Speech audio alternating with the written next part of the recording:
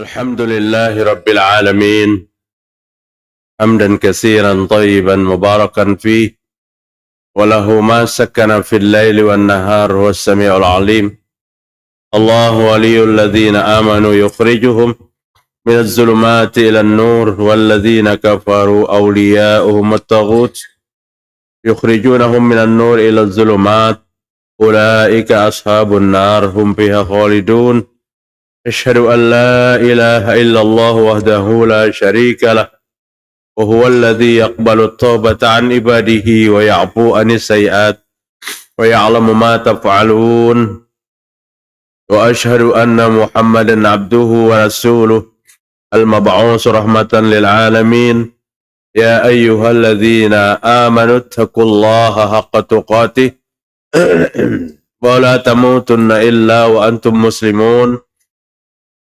يا أيها الناس اتقوا ربكم الذي خلقكم من نفس واحدة وخلق منها زوجها وبث منهما رجالا كثيرا ونساء واتقوا الله الذي تساءلون به والأرحام إن الله كان عليكم رقيبا. Wab'adu, mari kita bersyukur kepada Allah pada pagi hari ini, subuh Sabtu, tanggal 6 Zulhijjah 1444 Hijriyah.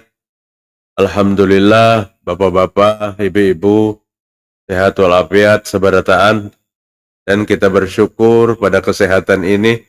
Allah berikan petunjuk kepada kita untuk bangun pagi, dapat melaksanakan sholat-sholat yang diwajibkan dan sholat-sholat yang disunahkan. Mudah-mudahan segala amal ibadah kita diterima oleh Allah Subhanahu wa Ta'ala.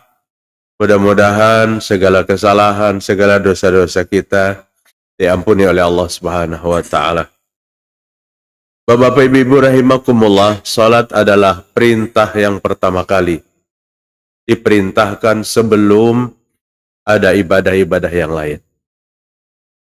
Salat adalah ibadah yang pertama kali akan diproses dan dihitung oleh Allah pada yaumul hisab, pada hari perhitungan. Jadi salat ibadah pertama yang diperintahkan mendahului segala ibadah lain, dan salat adalah ibadah pertama yang dihisab oleh Allah. Awwalu ma yuhasabu bihil abdu yaumal qiyamah as-salat. Ibadah yang pertama dihitung bagi setiap hamba adalah salat. Tentu setiap yang utama, yang pertama diperhitungkan lebih diteliti, bapak-bapak, ibu-ibu. Salatnya sangat diteliti, baik kesempurnaan salat, ketepatan waktu salat, dan berapa banyak salat yang bisa dikerjakan atau ditinggalkan. Proses penelitian salat, kata Nabi, menentukan dengan proses penelitian ibadah-ibadah yang lain.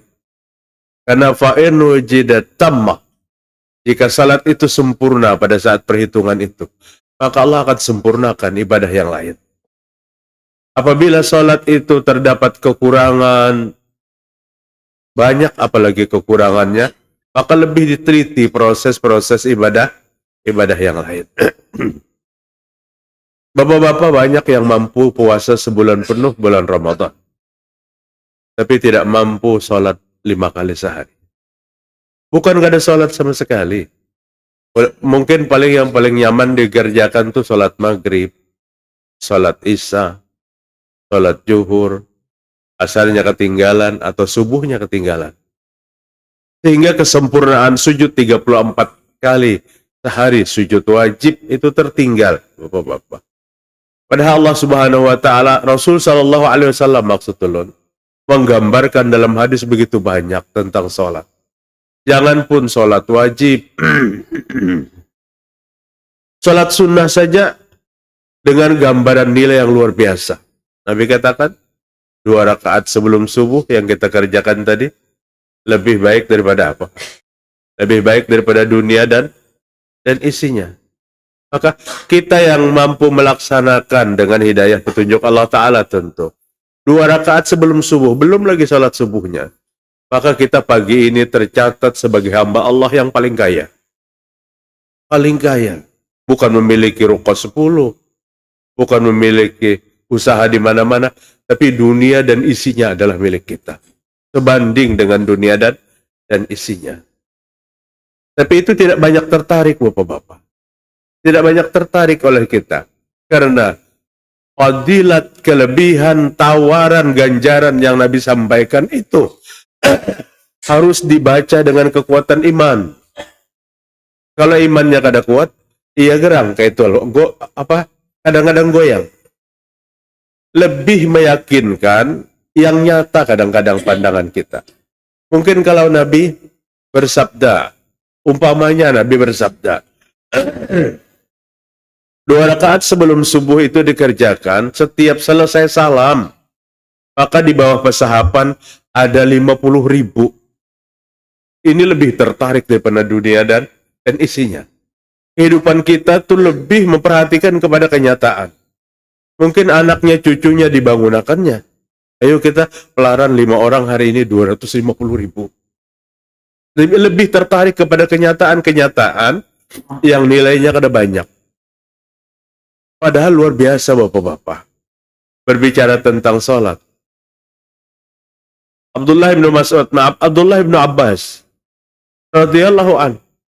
Aku disuruh Nabi jangan tinggalkan 10 rakaat sehari. Dalam hadis yang diriwayatkan Imam Bukhari. Apa 10 rakaat itu? 2 rakaat sebelum zuhur, 2 rakaat sesudah zuhur, 2 rakaat sesudah maghrib, 2 rakaat sesudah isya, 2 rakaat sebelum subuh. Kemudian Anas bin Malik, Ummu Habibah mengatakan Nabi memerintahkan untuk mengerjakan 12 rakaat setiap hari. Ini masih berbicara tentang sholat-sholat sunnah. Sholat yang menyertai sholat wajib. 12 rakaat itu 4 sebelum zuhur, tambahannya hanya sebelum zuhur 2 rakaat. Apa ganjaran yang Nabi tawarkan? Allah akan bangunkan rumah di surga. Kalau rumah kita di surga itu ada, berarti kita akan menempati rumah itu. Artinya, apa yang Nabi sampaikan mengisyaratkan bahwa kita akan dimasukkan ke surga. Dari Ummu Habibah, diharamkan neraka bagi orang yang memelihara 12 rakaat sehari. Padahal yang dikatakan Nabi 12 rakaat ini sholat sunnah. Sholat sunnah yang menyertai sholat wajib. Karena ulun katakan kenapa menyertai sholat wajib, banyak yang berpikir praktis, oh kalau ke itu, nang 12 saja nang digawe. Zuhur asarnya biar aja kelepasan. Ini pemikiran yang terbalik, hendak nyaman, hendak insan. Di mana dapatnya qobliyah ba'diyah, lamun kada ada wajibnya. Qobliyah ba'diyah itu didapat karena adanya sholat wajib. Artinya sholat wajib itu pokok. Dakwah Nabi itu indah, luar biasa Pak. Nabi lebih banyak dalam dakwah itu menyuruh sahabat untuk berpikir. Tidak memaksa. Lau anna nahron ala babi ahadikum yaktasilu kulli yawmin mi'ata marrah. Sahabatku, jika di muka rumahmu itu ada sebuah sungai, dan kamu mandi 5 kali dalam sehari di sungai itu, hal yang komenturan Syekh, adakah lagi kotoran di badanmu, hai sahabatku? Kan pertanyaan, 5 kali sehari kalian mandi di sungai itu, adakah lagi kotoran? Semua sahabat menjawab, tidak ada wahai Rasul. Bersih badan kami. Mungkin kalau kita menjawabnya, wahai Nabi, kami pun kada pernah 5 kali sehari mandi. Yang ada 5 hari sekali, mungkin bisa. Tapi Nabi menawarkan, melemparkan pencerahan ini, wadzalika kata Nabi, itulah contoh sholat 5 waktu. Itu contoh sholat 5 waktu. Yang dikerjakan, maka menggugurkan segala dosa dan kesalahan. Dari sholat ke satu ke sholat yang lain kifarat. Dari zuhur ke asar kifarat. Asar ke maghrib pengampunan. Menggugurkan dosa dan kesalahan. Itu berbicara sholat. Belum lagi berbicara apa yang kita perbuat sebelum sholat. La sholat illa bil wudu. Tidak ada sholat kecuali dengan wudu. Wudu yang baik yang kita praktekkan. Kesalahan kita keluar dari antara kulit dan kuku. Saking derasnya. Dosa itu diampuni oleh Allah SWT. Jamaah sekalian rahimakumullah. Tema yang ulun ingin sampaikan pagi ini, pada saat perintah sholat diperintahkan kepada kita. Tapi sholat tidak bisa dilakukan di semua tempat. Ada tempat-tempat tertentu yang dilarang oleh Allah, dilarang oleh Nabi untuk sholat. Kadang tentang sholat begitu kuat perintahnya, di mana aja kesempatan kita sholat. Memang dalam sebuah hadis yang diriwayatkan oleh Imam At-Tirmidzi, Nabi bersabda, Al-ardu kulluha masjid. Bumi Allah itu seluruhnya masjid. Di mana aja nangaran bumi Allah itu masjid. Masjid itu tempat sujud maksudnya Bapak-Bapak. Seluruh bumi Allah itu tempat sujud. Seperti Nabi pernah praktekkan waktu safar dengan sahabatnya, sholat di padang pasir bersama makmum beberapa sahabat di belakangnya. Jadi apabila kita melewati satu tempat yang masjid kadang terbangun, jangan menghalangi sholat kita. Sholat di atas bumi Allah itu, sujud di atas bumi Allah itu adalah sesuatu yang benar. Tetapi Nabi mengatakan ada dua yang jangan sujud. Di mana? Al-maqbarah wal hammam. Kada boleh sujud di areal maqbarah dan kada boleh sujud di hammam. Hammam tahulah.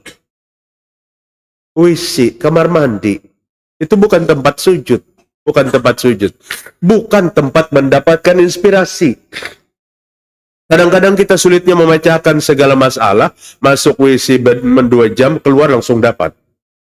Itu inspirasi dari syaitan. Karena Nabi menyuruh apa?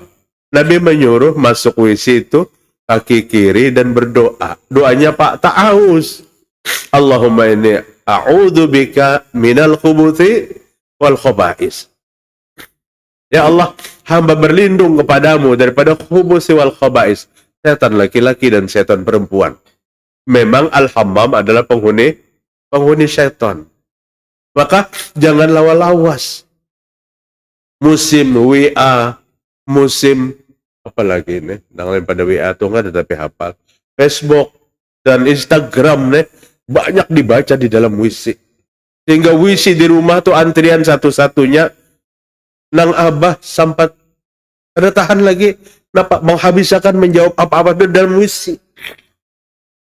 Berdialog kada boleh. Bapak hadirin rahimakumullah, ada 7 yang Nabi larang kita sholat di atasnya.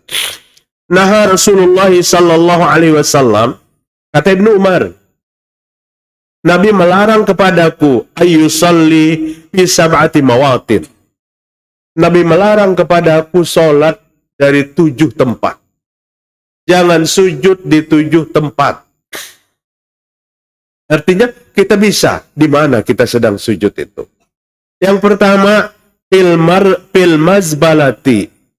Jangan sujud di mazbalah. Mazbalah itu tempat pembuangan sampah. Kotor kan? Nabi melarang sujud di mazbalah, tempat pembuangan sampah. Jangan mentang-mentang sholat itu, bumi Allah itu tempat sujud. Di tempat pembuangan sampah, penuh dengan kotoran, jangan sujud. Tapi insya Allah kadang-kadang yang sholat di para pembuangan sampah. Kemudian penetapan untuk penampungan sampah, jangan dekat-dekat lawan masjid.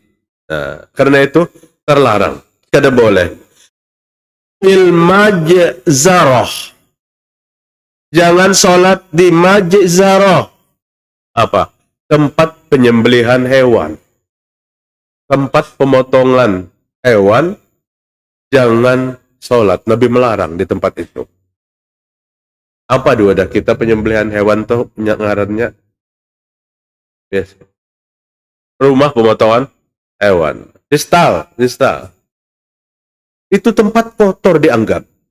Tidak boleh kita sholat pada tempat itu. Sekalipun sholat diwajibkan kepada kita. Wal maqbarah, yang ketiga. Nabi melarang sholat di maqbarah dari 2 hadis, Pak. Hadis yang pertama, kada boleh 2 tempat, maqbarah dan hammam. Kemudian hadis yang kedua yang kita angkat, diriwayatkan Imam Tirmidzi dan hadis ini disahihkan. Jangan sholat di maqbarah. Ulun ingin bahas sedikit tentang sholat di maqbarah. Karena pada satu saat, ulun pernah dibahas, bukankah Nabi, di waktu Nabi datang dari bepergian dan Nabi tidak menemukan lagi seorang wanita berkulit hitam yang suka membersihkan masjid. Kemudian ditanya, Kemana tukang bersih masjid itu? Dikatakan oleh sahabat, dia telah wafat. Maka Nabi mendatangi kuburannya. Dan Nabi melaksanakan sholat. Melaksanakan sholat di atas kuburan. Dan sholat itu bentuknya sholat jenazah. Sholat jenazah. Yang dilakukan Nabi. Beberapa ulama berbeda pendapat juga tentang ini. Ada yang mengatakan itu khusus dilakukan oleh Rasul Sallallahu Alaihi Wasallam. Khusus dilakukan oleh Nabi karena cerita setelah itu tidak terjadi lagi. Banyak nang khusus lawan Nabi. Nabi melewati satu kuburan dan Nabi tahu, kata Ibnu Mas'ud, 2 kuburan itu sedang disiksa. Sedang disiksa. Di mana Nabi tahu Allah bukakan hijab, baik pendengaran, baik penglihatan. Maka Nabi mengambil satu tundun, satu tangkai pelepah kurma yang belum kering. Diletakkan oleh Nabi pelepah kurma itu di atas kuburan. Dan sahabatnya bertanya, Ibnu Mas'ud, kenapa Rasul?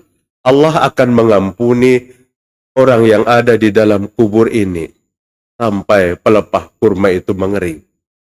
Bapak Ibu, ini khusus untuk Nabi karena sahabat kenapa pernah lakukan itu setelah itu. Artinya bukan pelepah kurmanya yang menjadikan orang di kuburan itu diampuni, karena yang meletakkannya siapa? Nabi Muhammad Sallallahu Alaihi Wasallam. Hari semalam ulun kajian ibu-ibu di Martapura ba'da asar. Salah seorang ibu bertanya tentang ini. Kesana kan Ustadz, dasarnya ujalun kemana? Di waktu kita menaburkan bunga melati, bunga mawar di kuburan, dasarnya Nabi pelepah kurma aja diandak oleh Nabi Muhammad Sallallahu Alaihi Wasallam. Ini penafsiran yang ulun kadang katakan keliru, tapi salah dalam menafsirkannya. Kalau kita juga mampu mau mempraktekkan yang sama, cari pelepah kurma. Paling tidak yang mirip dengan pelepah kurma apa? Tundun nyiur. Hendak di kuburan tuh. Bukan menabur bunga. Kasihan, bergerobak-gerobak bunga dihamburkan di kuburan. Ulun tidak katakan tidak ada manfaat, ada karena bunga itu wangi. Bunga itu harum, mencium harumnya barang. Tapi untuk mayit sama sekali tidak ada manfaat. Untuk mayit sama sekali tidak ada manfaat. Ulun bukan melarang orang berjual kembang berenteng. Tapi ini menjadi apa? Menjadi ada hubungannya. Jadi, bukan itu yang dijadikan dasar. Sahabat sama sekali seorang pun tidak pernah melakukan itu. Setelah Nabi, artinya apa? Itu khusus bagi Nabi Muhammad Sallallahu Alaihi Wasallam. Bapak-bapak, hadirin rahimakumullah. Salat di makbarah juga jangan. Dilarang salat di makbarah. Masjid yang berdekatan dengan kuburan saja, banyak ulama yang mengkhawatirkan. Kuburannya jika ada di depan, paling tidak masjid ini temboknya jangan ada jendela. Yang kuburan itu kada terlihat ke depan. Atau jika ada jendelanya, maka kuburannya ada di depan masjid, di dinding, minimal dindingnya itu dengan seng, jika tidak terlihat.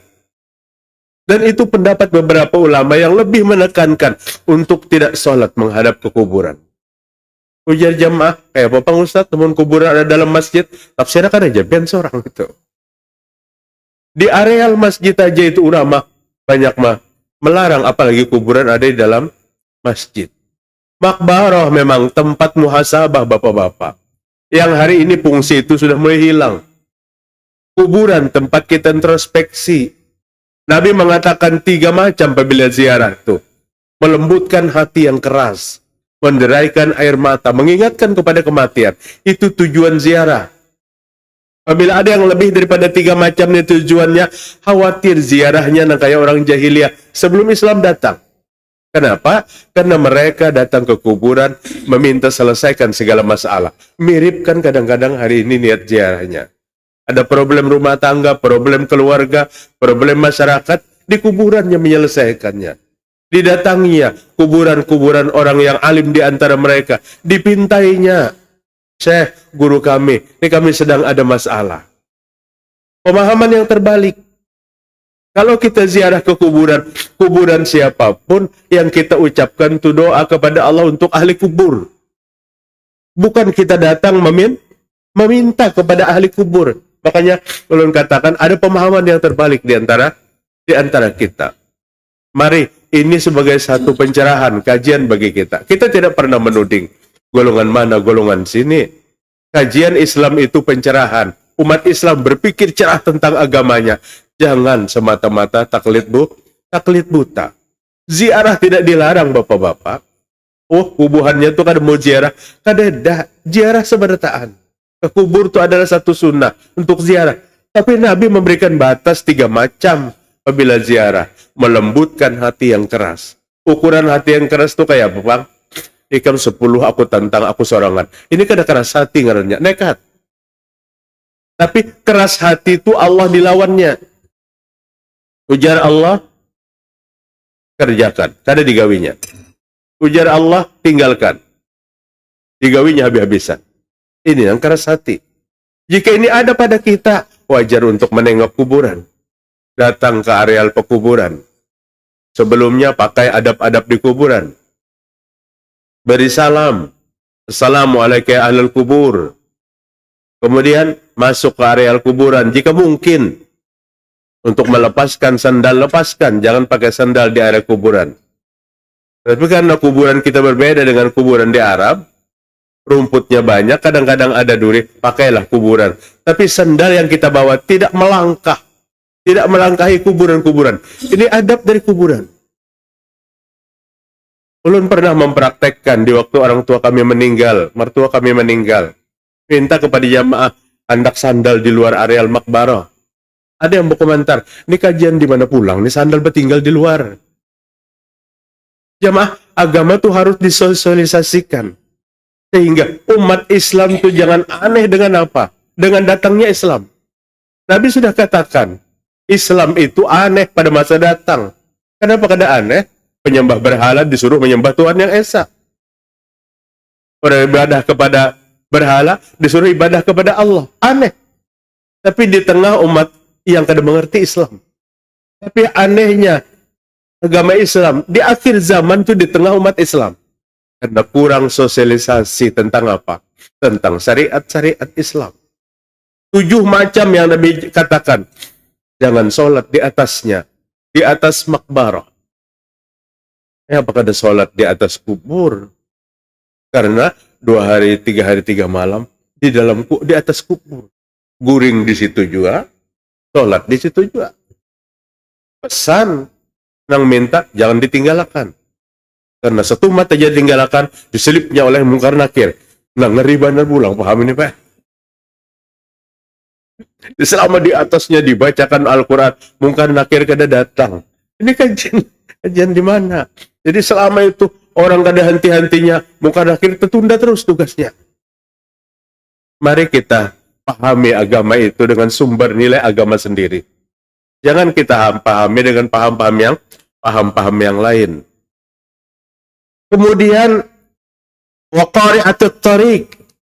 Nabi melarang sholat di tengah jalan. Iya, tentu menghalangi jalanan orang. Jangan sholat di tengah jalan. Maaf ulun katakan, sholat kada dapang nang sholat di tengah jalan tuh. Biasanya karena kita mencari lapangan terbuka kada dapat, lalu jalanan kita bikin untuk tempat sholat. Jalanan orang terhalang. Kesannya kada baik, kada ada tempat lain kah. Jadi cari lapangan-lapangan terbuka. Dulu Nabi SAW melaksanakan sholat Id, Idul Fitri, Idul Adha di sebuah lapangan terbuka yang hari ini dibangun Masjid Ghamamah namanya. 500 meter dari Masjid Nabawi. Bukan di tengah jalan. Jangan menghalangi jalan raya. Memang kita mudah. Stop. Ini orang sedang sholat. Jangan lewat di sini. Bapak, kita pernah mendengar Rasul bersabda. Kata Nabi, itu seorang laki-laki sedang menikmati indahnya surga. Nabi bertanya, sahabat bertanya, siapa ya Rasul? Sahabat yang menikmati indahnya surga itu. Sahabat yang di dunia, pada saat satu pohon tumbang ke tengah jalan. Kemudian ranting dahan pohon itu dipotonginya, sehingga jalan bebas lagi. Maka dengan perbuatan itu, Allah ganjar dengan indahnya indahnya surga. Jangan terhalang jalan-jalan orang lain. Kadang kasihan yang melakukan 1-2 orang, yang korban semua orang yang lewat. Tanya tuh, nang membuat polisi tidur tinggi-tinggi. Kenapa? Karena di sini ada orang balapan, Ustaz. Paling berdua nang menggawi itu. Nang lewat di situ, apalagi orang tua.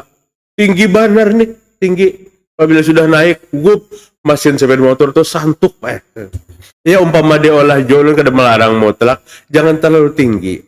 Sekedar apabila orang lewat, dilangsam. Lancarkan perjalanan itu. Sholat aja, jangan membuat jalanan tidak lancar, kecuali tempatnya tidak ada lagi. Kemudian wafil hammam, jangan melaksanakan sholat di hammam. Bismillah.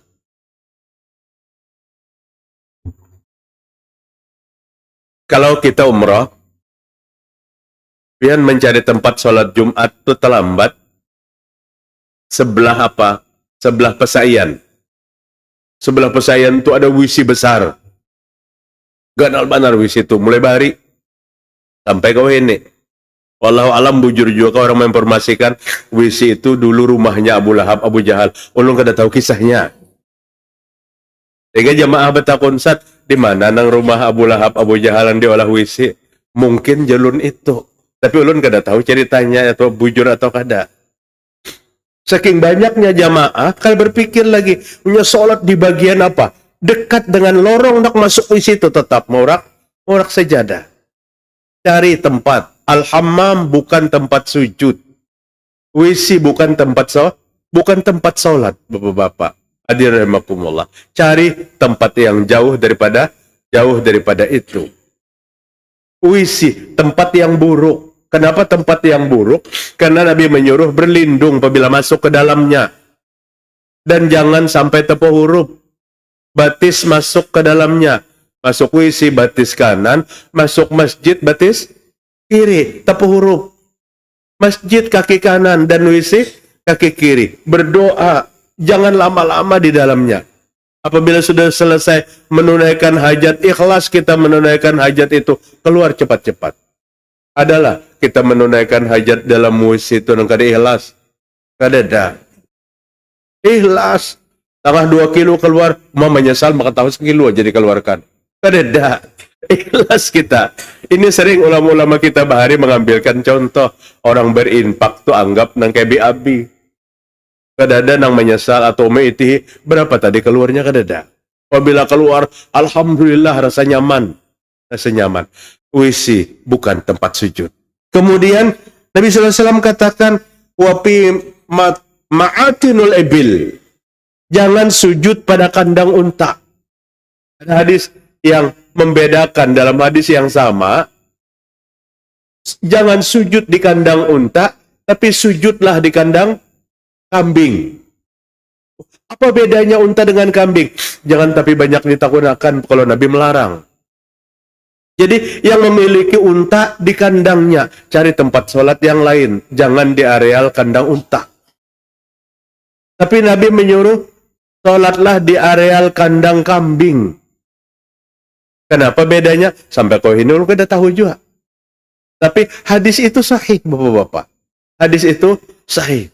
Kalau kita mencoba meruntun, salah satu yang membatalkan wudu adalah memakan daging unta. Makan daging kambing, kada batal wudu kita. Memakan daging unta. Jangan kira, oh Ustadz karena Ustadz senang kambing, kada. Ulun senang kambing atau kada, makan daging kambing kada membatalkan. Biasanya jamaah haji masuk Mekah itu, kadang-kadang jamaah umroh, diberikan tuntunan adab-adab di 2 kota.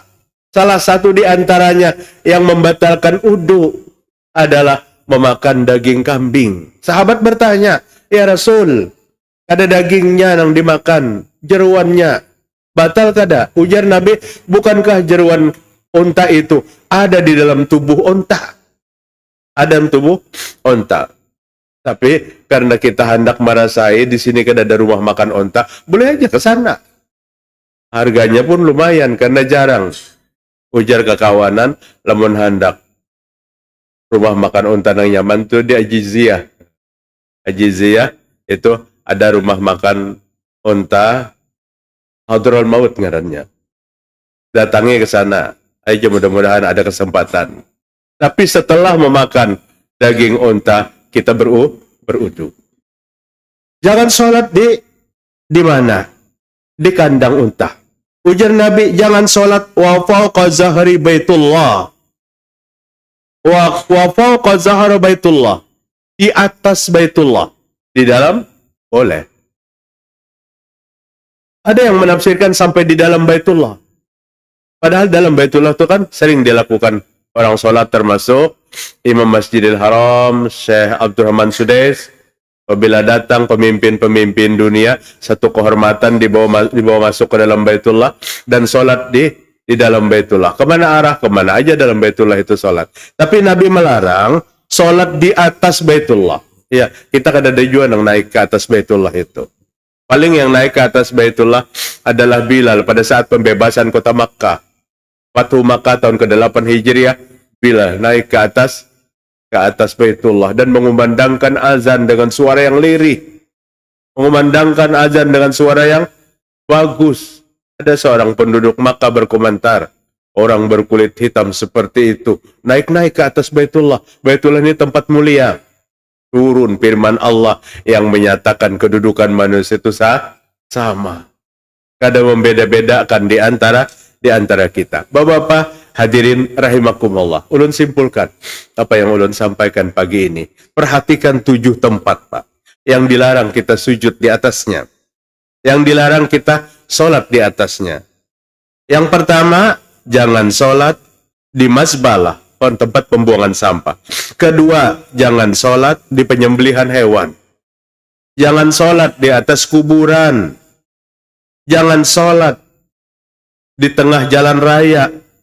Jangan sholat di WC, kamar mandi. Jangan sholat di kandang unta.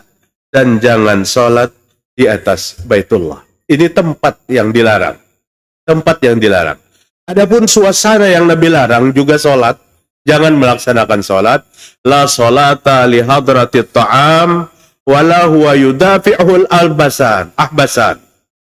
Hadis diriwayatkan Imam Muslim.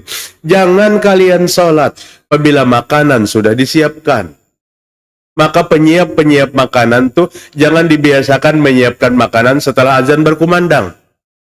Laki yang cerdik, ibu-ibu, ada jadinya turun ke masjid. Nabi menyuruh jangan sholat apabila makanan sudah disiapkan. Ukuran hadis kenapa Nabi melarang meninggalkan makanan apabila disiapkan? Supaya sholat yang dikerjakan khusyuk. Menunya sudah melihat nih, kambing goreng, pepuyuh baubar, macam-macam. Azan kumandang, qomat kumandang, berangkat ke masjid. Allahu Akbar. Kada khusyuk. Kambing goreng tadi busialah habis. Supaya khusyuk. Lihadratit ta'am. Wala yudafi'ul ahbasan. Dan jangan sholat pada saat engkau menahan 2 hal yang paling buruk. Apa 2 hal yang paling buruk? Tahan kencing dan tahan BAB. Tahan kencing dan tahan BAB. Jangan ditahani hendak bakami. Terlambat, kami akan dulu. Jangan ditahani hendak BAB. Terlambat, cepat masuk ke dalam hammam. Keluarkan dulu. Kalau bersih, baru kita ikut melaksanakan sholat. Semua itu untuk apa? Untuk kehusyuan, bapak-bapak. Kehusyuan dalam ibadah sholat. Jangan sholat pelingau-pelingau, ujar Nabi. Pelingau-pelingau itu kekanakan benar ya. Orang tua kadada. Insya Allah. Kanakan 60 tahun bisa ada juga kanakan belajar. Jadi, jangan pelingau-pelingau dalam ibadah sholat. Ini kita angkat agar kita ingin segala ibadah sholat yang kita laksanakan betul-betul mendapatkan nilai yang tertinggi di sisi Allah Subhanahu wa ta'ala. Dan Allah menerima amal ibadah kita. Mudah-mudahan Allah mengampuni kesalahan dan dosa-dosa kita. Subhanakallahumma wa bihamdik. Asyhadu an la ilaha illa anta. Astaghfiruka wa atubu ilaik. Assalamualaikum warahmatullahi wabarakatuh.